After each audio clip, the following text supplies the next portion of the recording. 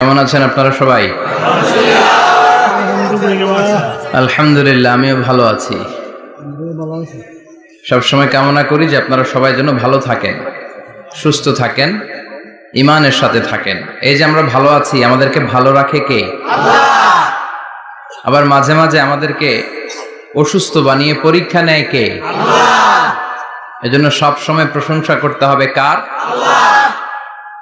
সুস্থ অবস্থায়ও আল্লাহ, আবার অসুস্থ অবস্থায়ও আল্লাহ। বিশ্বনবী যখন সুস্থ থাকতেন তখন আল্লাহরে ডাকতেন, অসুস্থ হয়ে গেলে আল্লাহরে ডাকতেন না। ব্যাপারটা কি এমন? কথা বলেন। সুস্থ থাকলেও তিনি জিকির করতেন কার? আল্লাহ। অসুস্থ অবস্থায়ও তিনি জিকির করতেন কার? আল্লাহ। বিশ্বনবী মাঝে মাঝে অসুস্থ হতেন না? কথা বলেন। বিশ্বনবী অসুস্থ হতেন, তারপরেও তিনি আল্লাহর কাছে চাইতেন। বিশ্বনবী বলতেন, ইযা সাআলতা ফাসআলিল্লাহ, যখন চাইবা আল্লাহর কাছে চাও। কার কাছে? না খাজা বাবা, ল্যাংটা বাবা, বড় হুজুর, মেজ হুজুর, ছোট হুজুর? কার কাছে? সহজ না হিসাবটা? ইযা সাআলতা ফাসআলিল্লাহ, যখন চাইবে তো আল্লাহর কাছে চাও। ওয়া ইযা ইসতাআনতা ফাসতাইন বিল্লাহ, সাহায্যের দরকার কার কাছে সাহায্য চাবা? কেউ যেটা পারে না পারে কে? আল্লাহ। কেউ যেটা বোঝে না বুঝে কে? আল্লাহ। কেউ যেটা দেখে না দেখে কে? আল্লাহ। পৃথিবীর সবার চোখকে ফাঁকি দিলেও আপনি কি আল্লাহর চোখ ফাঁকি দিতে পারবেন? আল্লাহ ইজ ওয়াচিং ইউ, আল্লাহ সুবহানাহু ওয়া তাআলা ইজ অবজার্ভিং ইউ। আল্লাহ আপনারা দেখছেন। আপনি ঘরের ভেতরে দরজা বন্ধ করে রাত্রিবেলা সুইচ অফ, পর্দা টানিয়ে দিয়েছেন, লাইট অফ, সব বন্ধ, পাপ করেছেন, অন্যায় করেছেন, পৃথিবীর কোনো চোখ দেখে নাই, কাক পক্ষীও টের পায় নাই। টের পেয়েছে কে? আল্লাহ। ওনার চোখকে ফাঁকি দেয়া যায়? পুলিশের চোখ ফাঁকি দেয়া যায় কি যায় না? পুলিশ আসলেই জনগণের বন্ধু, ঠিক কি না? আল্লাহ আমার পুলিশ ভাইদেরকে তুমি কবুল করো। তো এই পুলিশের চোখও কিন্তু ফাঁকি দেয়া যায়, যায় না? র্যাবের চোখ ফাঁকি দেয়া যায় না? বিডিআরের চোখ, পরীক্ষার হলে ম্যাজিস্ট্রেটের চোখ, ম্যাজিস্ট্রেট আছেন না এদিকে? আছে দু একজন। তো ম্যাজিস্ট্রেটের চোখও কিন্তু ফাঁকি দেয়া যায়। বিমানবন্দরে যাত্রীরা যখন নামে তখনই জিজ্ঞেস করে কোত্থেকে আসছেন, গোল্ড আছে কিনা, বার আছে কিনা, এটা আছে কিনা, ওইটা আছে কিনা। তো এই যে বিমানবন্দরের কাস্টমস অফিসারের চোখ ফাঁকি দিয়ে অনেকে স্বর্ণ নিয়ে আসে, এরকম ডাকাইত আছে না নাই? তার মানে বিমানবন্দরের কাস্টমস অফিসারের চোখও ফাঁকি দেয়া যায় কি যায় না? তো পুলিশের চোখ ফাঁকি দেয়া যায়, র্যাবের চোখ ফাঁকি দেয়া যায়, বিমানবন্দরের কাস্টমস অফিসারের চোখ ফাঁকি দেয়া যায়, কিন্তু আল্লাহর চোখ ফাঁকি দেয়া যায়? চিল্লায় বলেন ফাঁকি দেয়া যাবে? এজন্য কেউ যেটা দেখে না দেখে কে? আল্লাহ। কেউ যেটা শোনে না শোনে কে? আল্লাহ। কেউ যেটা বুঝে না বুঝে কে? আল্লাহ। এজন্য চাইবেন কার কাছে? নাকি দয়াল বাবার কাছে? দয়াল বাবা রে দয়া করো আমারে। কি সুন্দর মিলাইছে, দয়াল বাবারে দয়া করো আমারে। দয়াল বাবা আপনার কিচ্ছু করতে পারে না। এটাই হচ্ছে খালেস তাওহীদের ধারণা। তাওহীদ মানে একত্ববাদ, ওয়াননেস অফ গড। স্রষ্টা যে একজন, সবাই আমরা এক কেন্দ্রিক হব, শুধু ওনার কাছে চাবো, ওনার কাছে কাঁদবো, মনের জ্বালা যন্ত্রণা শুধু উনিই পূরণ করতে পারেন, ঠিক কিনা? এটার নাম তাওহীদ। এটার নাম কি? তাওহীদেরই মুর্শিদ আমার মুহাম্মাদের নাম বলো, মুহাম্মাদের নাম। আল্লাহর নাম জপলে বুঝতে পারি আল্লাহরই কালাম, বলো মুহাম্মাদের নাম। ওই নামেরই রশি ধরে যাই আল্লাহর পথে, ওই নামেরই ভেলায় চড়ে ভাসি নূরের স্রোতে। ওই নামের বাতি জেলে দেখি আরশের মুকাম, বলো মুহাম্মাদের নাম। পড়েন তাওহীদেরই মুহাম্মাদের নাম বলো, মুহাম্মাদের নাম। আল্লাহর নাম জপলে বুঝতে পারি আল্লাহরই কালাম, বলো মুহাম্মাদের নাম। চিল্লায় পড়েন আল্লাহু আকবার। এটার নাম তাওহীদ। আমরা এক আল্লাহ বিশ্বাসী। ইদা সাআলতা ফাসআলিল্লাহ, যখন কিছু চাইতে হবে কার কাছে চাইবেন? যখন বিপদে পড়বেন কার কাছে চাইবেন? আপনার মনের জ্বালা যন্ত্রণা দূর করতে পারে কে? ব্যবসায় সফল হতে চান, আপনারা সফল বানায় দিতে পারে কে? আপনার ছেলে নাই, মেয়ে নাই, ছেলে মেয়ে দিয়ে কলিজাটারে ঠান্ডা করতে পারে কে? এজন্য কার কাছে চাবো? আল্লাহ ছাড়া কারো কাছে চাওয়া যাবে? কথা বলেন। আল্লাহ তুমি বুঝার তৌফিক দাও, আর জোরে পড়েন আমিন। এজন্য প্রত্যেক সালাতের পরে আমরা পড়ি রাদিতু বিল্লাহি ওয়া বিল ইসলামি ওয়া বি মুহাম্মাদিন নবিয়ান ওয়া রাসূলা। আল্লাহর রব হিসেবে পেয়ে আমরা খুশি না বেজার? বিশ্ব নবীকে নবী হিসেবে পেয়ে খুশি না বেজার? ইসলামকে ধর্ম হিসেবে পেয়ে খুশি না বেজার? কোরআনকে সংবিধান হিসেবে পেয়ে খুশি না বেজার? আজকের মাহফিলে আসতে পেরে খুশি না বেজার? কম না বেশি? আমরা সবাই খুশি পরিমাণে বেশি। আওয়াজ করে পড়েন আল্লাহু আকবার। তাহলে রাদিতু বিল্লাহি রাব্বা, রাদিতু বিল্লাহি। প্রত্যেক সালাতের পরে এই দোয়াটা পড়েন তো? এই দোয়াটা পড়বেন, রাদিতু বিল্লাহি রাব্বা। আমরা আল্লাহকে রব হিসেবে পেয়ে খুশি, কারণ তিনি এমন রব, তিনি আমাদের মনের সব আকুতি জ্বালা যন্ত্রণাকে সমাধান করে দিতে পারেন। চিল্লায় বলেন ঠিক কিনা? তিনি এমন রব, আমরা গোপনে কিছু করলেও তিনি দেখেন, প্রকাশ্যে কিছু করলেও তিনি দেখেন। সূচনাহীন অতীত থেকে তিনি আছেন, শেষহীন ভবিষ্যৎ পর্যন্ত তিনি থাকবেন। চিল্লায় বলেন তিনি কে? এজন্য রাব্বুল আলামিন বলেন হুয়াল আউয়ালু ওয়াল আখিরু ওয়াজ যাহিরু ওয়াল বাতিন ওয়া হুয়া বিকুল্লি শাইইন আলিম। আল্লাহ বললেন আমি প্রথম, আমি শেষ, আমি প্রকাশ্য, আমি গোপন। ঠিক কি না? প্রথমে কে? আওয়াজ করে বলতে হবে, প্রথমে কে? প্রথমে আল্লাহ আল্লাহ, শেষেও আল্লাহ আল্লাহ, আকাশে আল্লাহ আল্লাহ, জমিনে আল্লাহ আল্লাহ। চিল্লায় পড়েন প্রথমে আল্লাহ আল্লাহ, শেষেও আল্লাহ আল্লাহ, আকাশে আল্লাহ আল্লাহ, জমিনে আল্লাহ আল্লাহ। নিখিল জাহান গাই গুণগান তার নামে গাই, আমরাও গাহি তাআলা হামদে বারি তাআলা, হামদে বারি তাআলা, হামদে বারি তাআলা।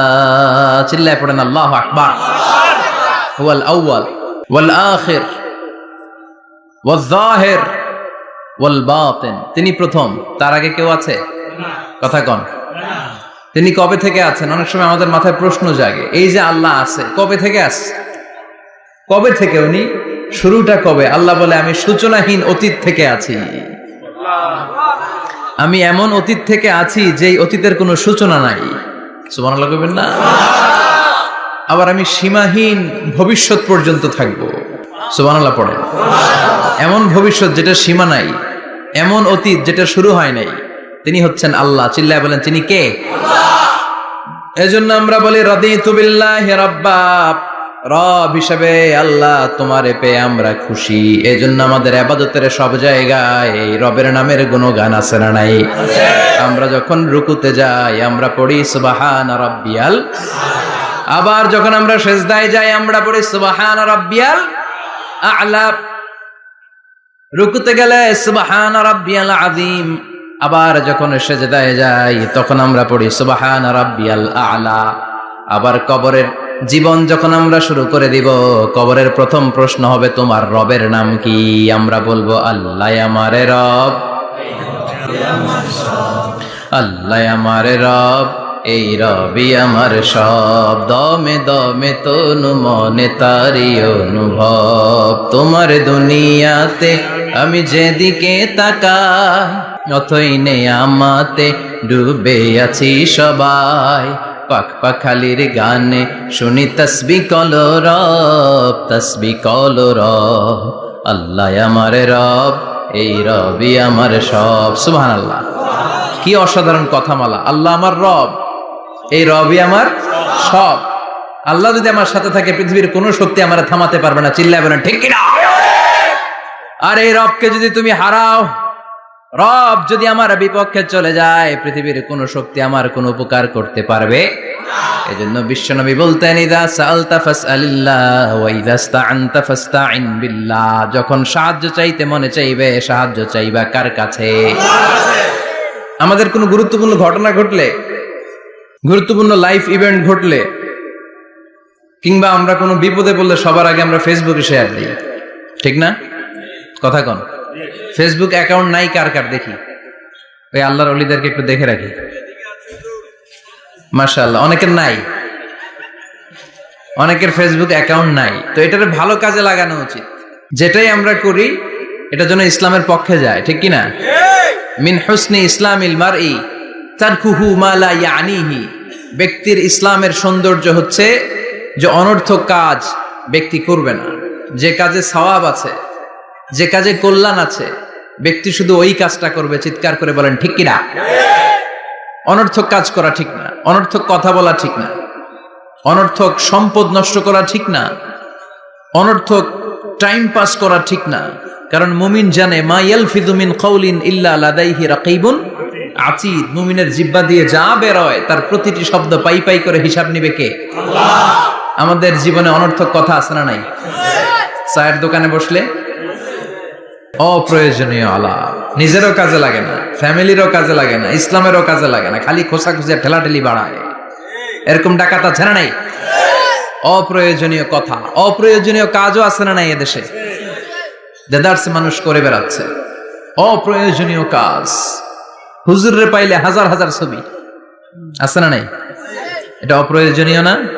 হজে গিয়েছিলাম, কমসে কম 10,000 ছবি তুলছে আমার সাথে হাজিরা।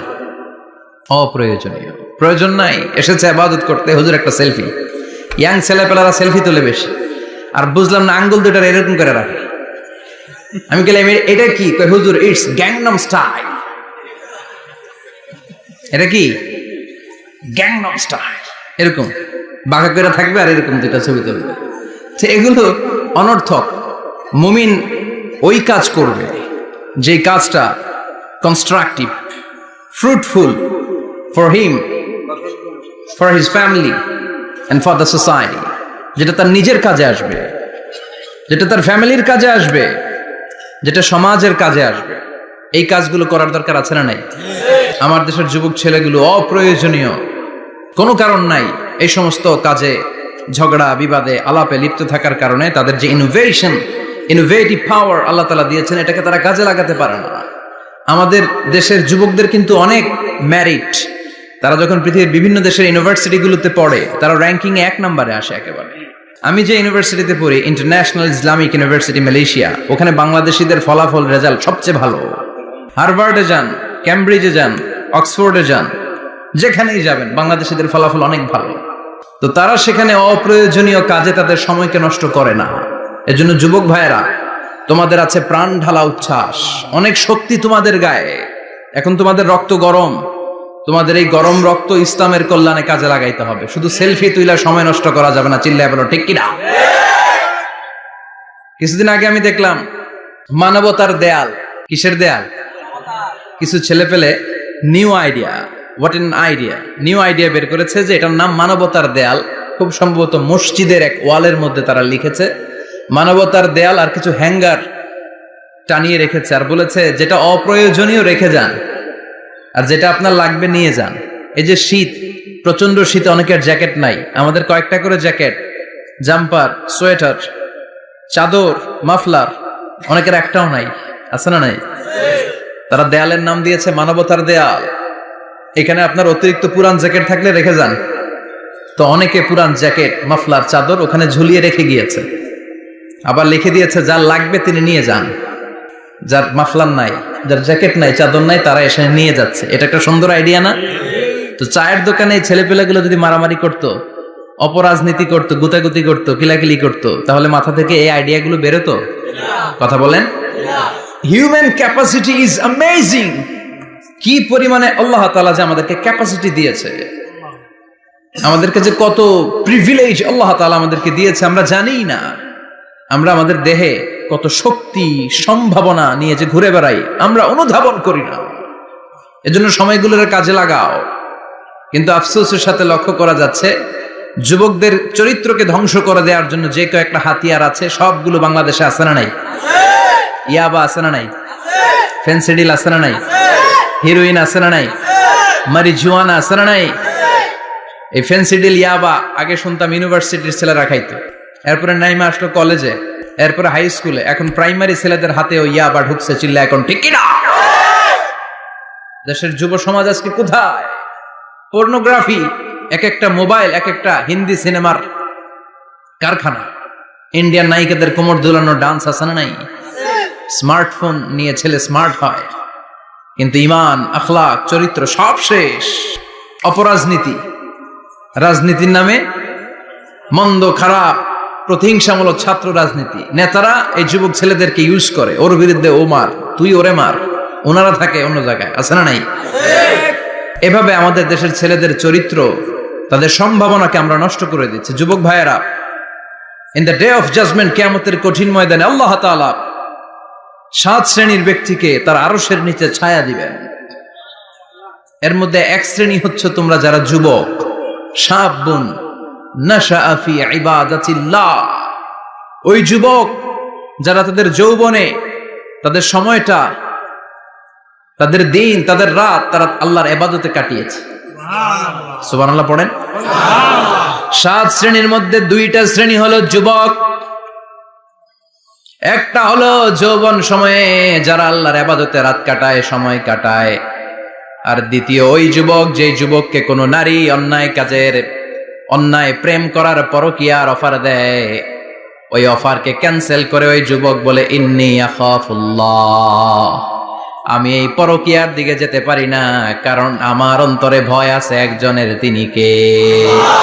যাদের হৃদয়ে আছে আল্লাহর ভয়, তারা কভু পথ ভুলে যায় না।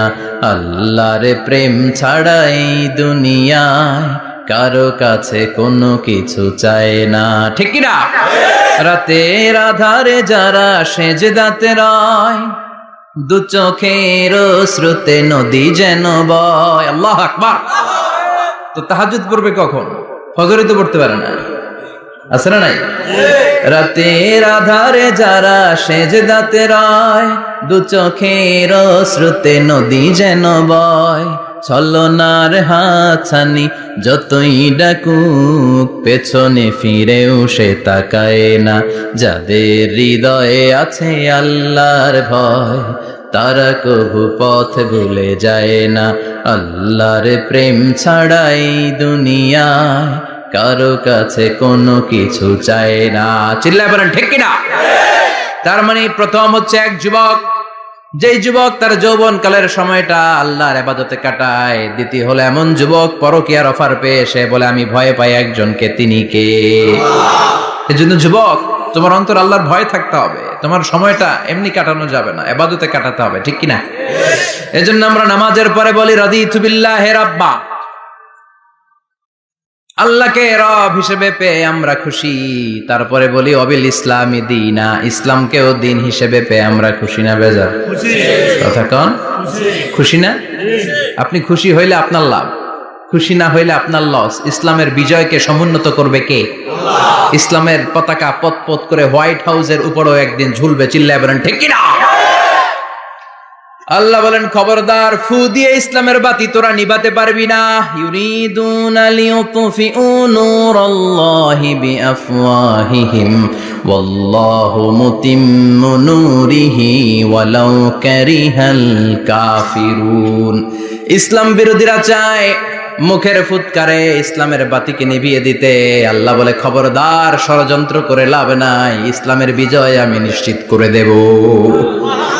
স্যামুয়েল হ্যান্টিংটন একটা বই লিখেছে, দ্য ক্লাশেস অফ সিভিলাইজেশন।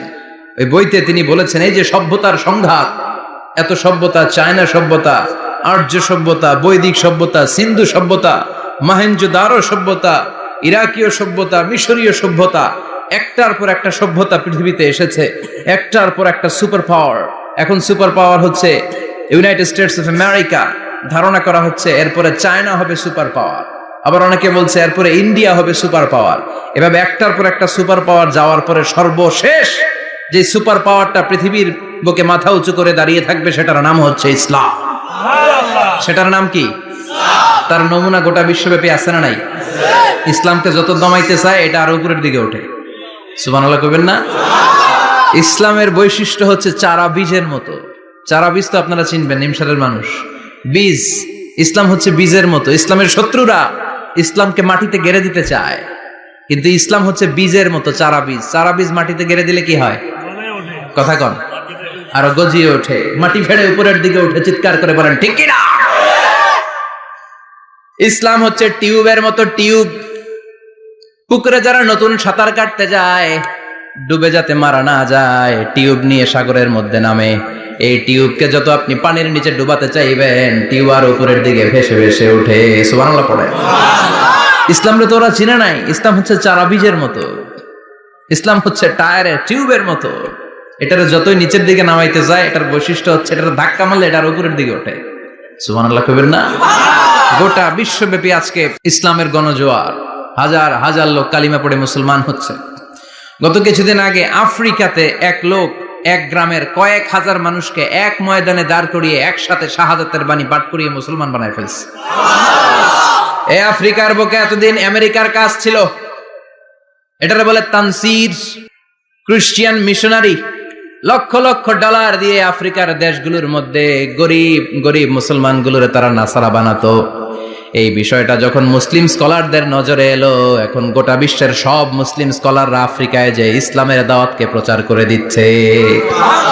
গ্রামকে গ্রাম খ্রিস্টান সম্প্রদায় লা ইলাহা ইল্লাল্লাহ মুহাম্মাদুর রাসূলুল্লাহ। ঝিনুকের ভেতর লুকিয়ে থাকে যেমন মতি, ঝিনুকের ভেতর লুকিয়ে থাকে যেমন মতি, কলমা শাহাদাতে আছে আল্লাহর জ্যোতি, কলমা শাহাদাতে আছে আল্লাহর জ্যোতি। পড়েন সবাই। ঝিনুকের ভেতর লুকিয়ে থাকে যেমন মতি, ঝিনুকের ভেতর লুকিয়ে থাকে যেমন মতি, কলমা শাহাদাতে আছে আল্লাহর জ্যোতি, কলমা শাহাদাতে আছে আল্লাহর জ্যোতি।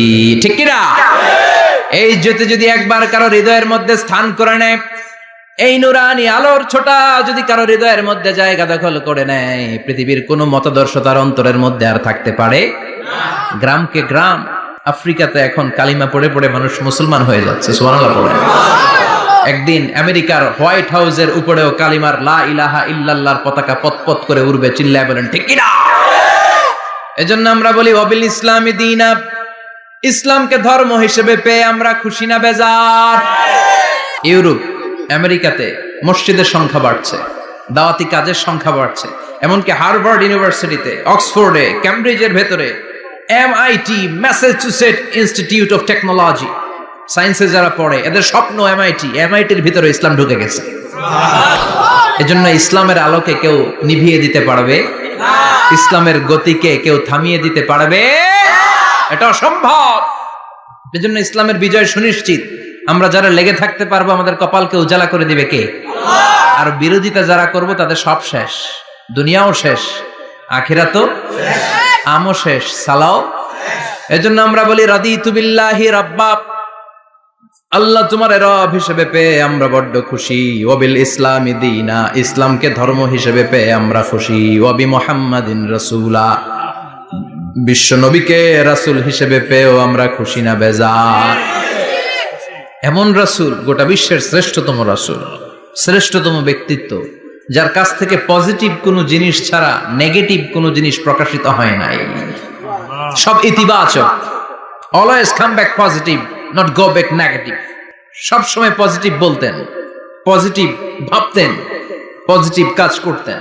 কোন নেগেটিভ, নেতিবাচক কোনো কিছু বিশ্বনবীর জীবনে খুঁজে পাওয়া যায় না? চিল্লায় বলেন খুঁজে পাওয়া যায়? As a father, as a husband, as a commander, as a lawyer, as a reformer of the society, Muhammad is the superman of the world. গোটা বিশ্ব এখন তাকে সুপারম্যান ভাবতেছে, boss, boss of the all bosses. পৃথিবীতে যত বস এসেছে সব বসের সবচেয়ে বড় বস হচ্ছে বিশ্বনবী মুহাম্মদ সাল্লাল্লাহু আলাইহি ওয়াসাল্লাম। এজন্য আমরা বলি আবি মুহাম্মাদিন রাসূলা, আল্লাহকে রব হিসেবে পেয়ে আমরা যেমন খুশি, ইসলামকে ধর্ম হিসেবে পেয়ে তেমন খুশি, বিশ্বনবীকেও রাসূল হিসেবে পেয়ে খুশি না বেজার? কথা কন। এই বিশ্বনবীর ভালোবাসা যদি অন্তরে না থাকে জান্নাতে ঢোকা যাবে নাকি?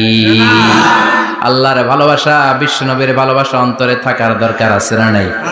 আল্লাহকে যে পাইতে চায় হযরত কে ভালোবেসে, আরশ কুরসি লৌহ কালাম না চাইতে পেয়েছে সে। হযরত কে ভালোবেসে, আরশ কুরসি লৌহ কালাম না চাইতে পেয়েছে সে। চিল্লায় বলেন ঠিক কিনা? নবীর ভালোবাসা অন্তরে থাকতে হবে। তাহলে তিনটা জিনিসের ঘোষণা আমরা দেই নামাজের পর। আল্লাহকে রব হিসেবে পেয়ে আমরা খুশি, ইসলামকে ধর্ম হিসেবে পেয়ে খুশি, বিশ্বনবীকে রাসূল হিসেবে পেয়ে খুশি, আবার এই কিতাবটারে সংবিধান হিসেবে পেয়ে আমরা খুশি না বেজার? এটার আলোকে আমাদের সমাজ প্রতিষ্ঠিত হোক, মদিনার সমাজ হোক, সোনালী সমাজ হোক, আলোকিত সমাজ হোক, আমরা চাই কি চাই না? এই কোরআনের আইন দিয়ে আমার দেশ চলুক, আমরা চাই কি চাই না? এই কোরআনে ধর্ষকদের বিচার আছে না নাই? অবিবাহিত ধর্ষক হলে 80 ব্যাট, 100 ব্যাট, আর যদি বিবাহিত ধর্ষক হয় ডেথ পেনাল্টি। সৌদিতে করে হেড অফ, মাথাটাকে নুইয়ে তলোয়ার দিয়ে এক কোপ মেরে গর্দানটা আলাদা করে দেয়, ঠিক কিনা? অনেক দেশে ডেথ পেনাল্টি করে হ্যাঙ্গিং এর মাধ্যমে, ফাঁসির মাধ্যমে। ধর্ষণের বিচার বাংলাদেশে সহজে পাওয়া যায় না, কিন্তু কোরআন দিয়ে বিচার করলে ওই বিচার আছে না নাই? নোয়াখালীর এক বোনকে ধর্ষণ করা হয়েছে, গোটা বাংলার জামিনে এই নিউজটা আছে না নাই? কোরআনের বিচার থাকলে আলটিমেটাম হতো 24 ঘন্টা, 24 আওয়ার্স। 24 আওয়ার্স এর মধ্যে ধর্ষককে ডেকে এনে বাইতুল মোকাররমের স্কয়ারের সামনে লক্ষ মানুষের চোখের সামনে ফাঁসির রশিতে ঝুলিয়ে দেয়া হতো। বড় বড় চোরগুলোর হাত কেটে দেয়া হতো। কলা চোর, ডিম চোর, মুরগি চোর না, বড় বড় সাইজের চুরি যারা করে 1000 কোটি টাকা মেরে দেয়, দেশের 12টা বাজিয়ে দেয়, দেশের 10-এর সর্বনাশ করে, সিমেন্ট খাইয়া, টিন খাইয়া, রড খাইয়া সব হজম করে।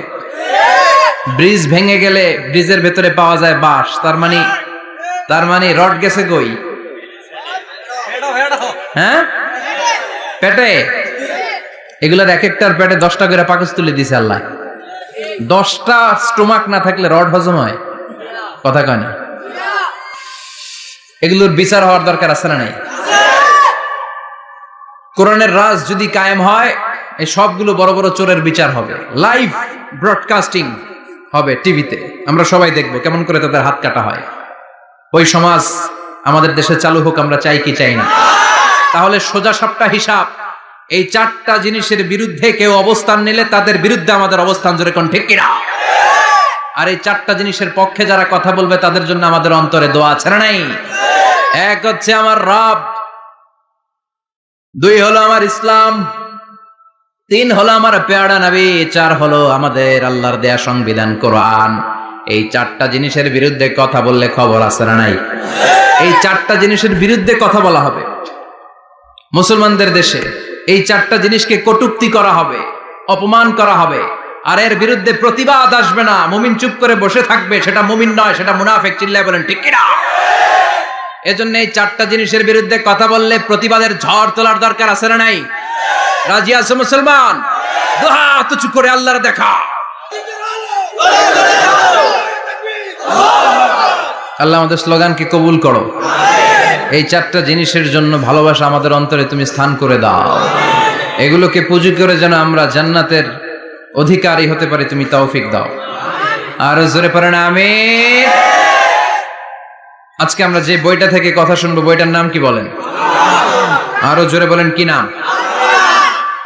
আজকে আমরা জানার নিয়তে, শিখার নিয়তে, আমাদের আখিরাতটাকে সুন্দর করার নিয়তে কোরআন থেকে কিছু কথা শুনবো, ইনশাআল্লাহ। পড়েন, আরো জোরে পড়েন, ইনশাআল্লাহ।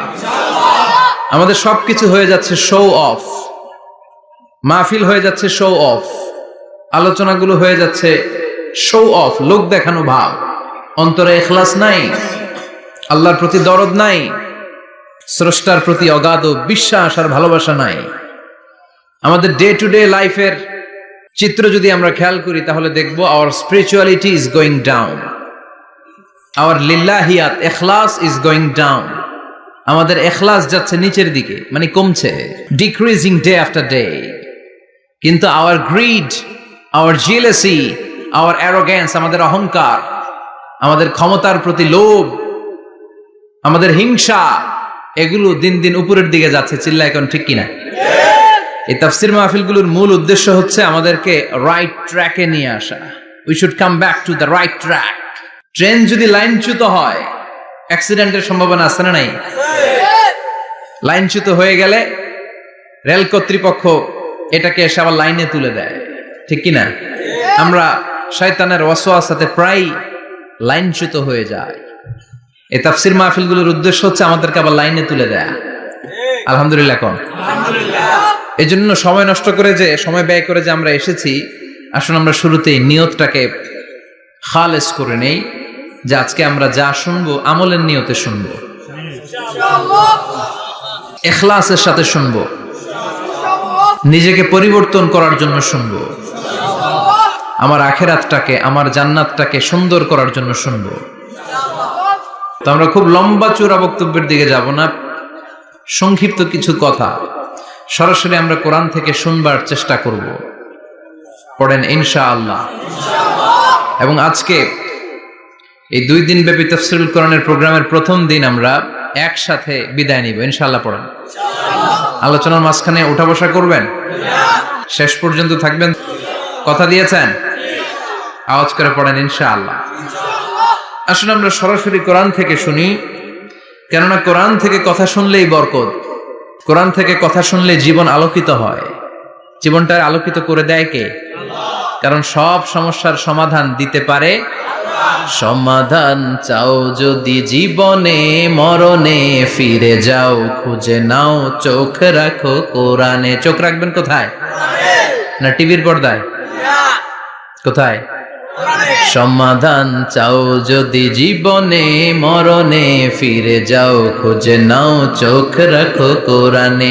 If you want the solution this dunya and akhira, go back, have a look to the holy Quran. Subhanallah পড়েন।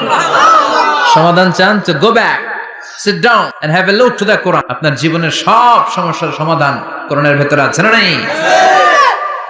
সেই কোরআন থেকে আমরা